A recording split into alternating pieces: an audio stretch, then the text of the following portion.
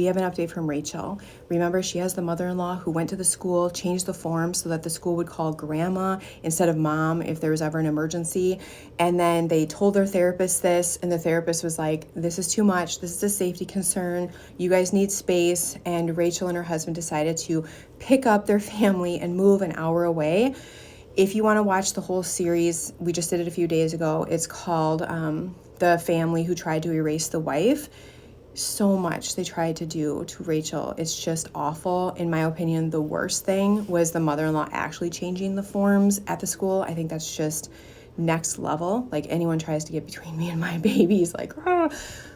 Well, now there's something else happening at school, and Rachel feels powerless to stop it. So first I'm gonna give you, she wants to answer some questions, and then I'm gonna walk you through what this family is doing now. And it's just like, but I do have a suggestion for Rachel. She doesn't think she has any power to do anything, but I think she does. All right, so the first thing she wants you to know is that when her mother-in-law did that to the forms, you guys asked, why didn't you get her in trouble? Like, why didn't you do anything?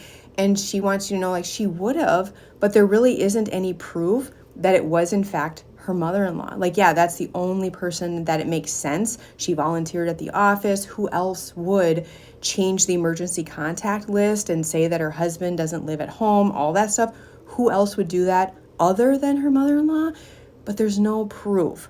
Plus, she said, her in-laws are so well known. I guess this family name has been around for like 100 years. Even though they moved an hour away, they're like legends there as well. So it's really difficult. They looked at this heir, and instead of even the school, the new school, looking at it like, this is a really big deal, they just laughed it off and said, we'll just call that a mothering heir.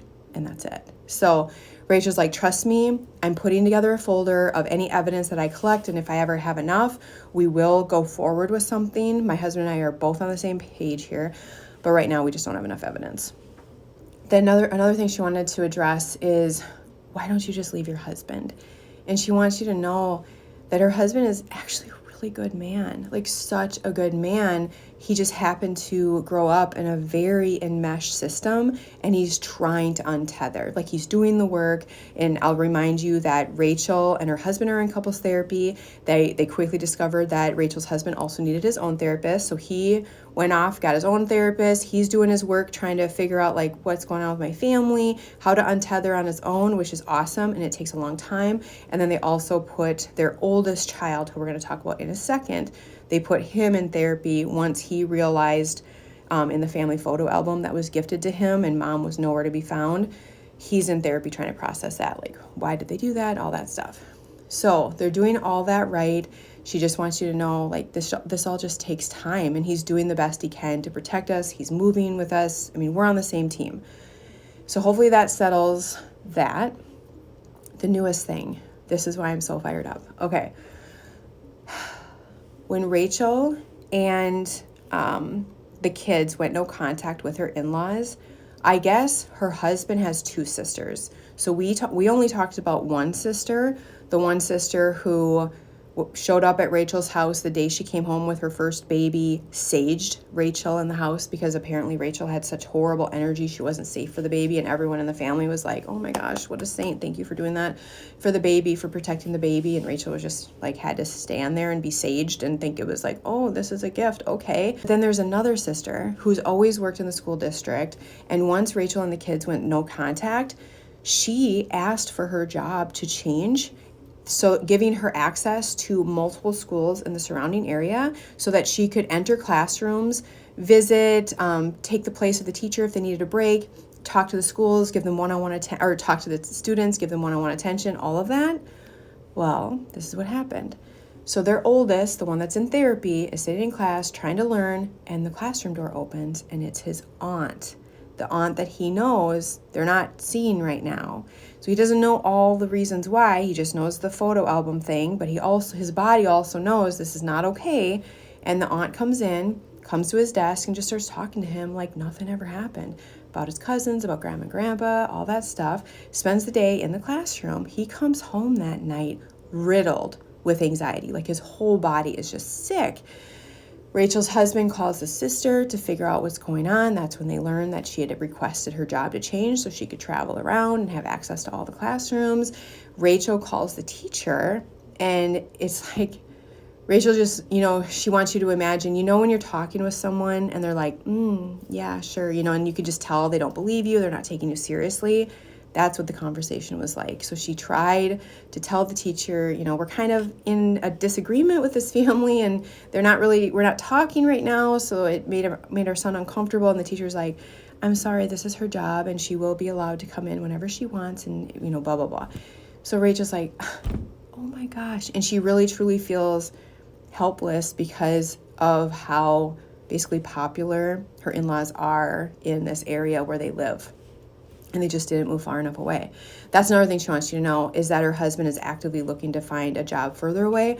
But in his industry, they have to live in this area. Otherwise, he just doesn't have work. And so it's very difficult, but that's what they are trying to do. All right, so I think that's all for the updates. Now for my message to Rachel. If this were my family, and we did go through an estrangement, and if this were my family and my child was in school trying to learn and their learning environment was getting disrupted because a family member from the estranged part was coming in, even though they should not have access, I would be raising the biggest fit. And I know that you feel like the community already looks at you with two heads because your in-laws are telling people that you've cut them off, you're the outsider, you're the crazy one. I get all that. And our children, especially in grade school, their only job is to go to school, listen to the teacher, have fun with their friends at lunch, and go play on the playground. That's their job. Your kids should not have to watch the door and wonder if something's going to happen today. So I would call an immediate mandatory meeting with the principal, the school counselor, the teacher, any teacher that has access to my kid at any time during the day, whether it's the librarian, whoever, anyone.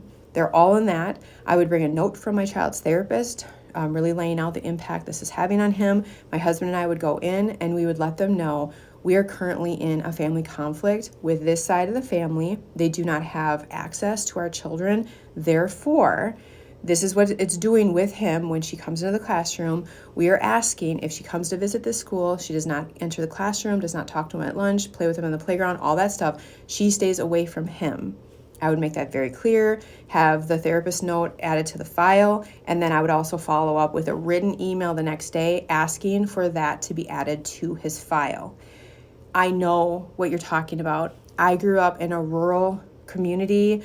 Names have a lot of power, and every public school district or every public school system, they get their money from somewhere, right? So they have to answer to somebody. So it doesn't matter how well-known your in-laws are or how legendary they are. This school has to answer to somebody, answer to somebody, and somebody. I would just keep climbing it until my kid feels safe at school. That's what I would do. I would continue to have my husband look for jobs in another area, continue to follow what I suggested in the series, which is just sit somewhere else when your in-laws show up at every game, pretending to be the perfect family, so that you show your kids like this isn't okay until they take accountability and actually change their behavior. That's what I would do. I hope he does find a job somewhere. I hope that your move, if you ever do get to move, is so boring that you actually get to finally have peace. I thank you so much for doing everything right in terms of therapy, getting support. You're doing all the right things. Thank you for keeping us posted. We'll be thinking about you, and definitely let us know if anything changes.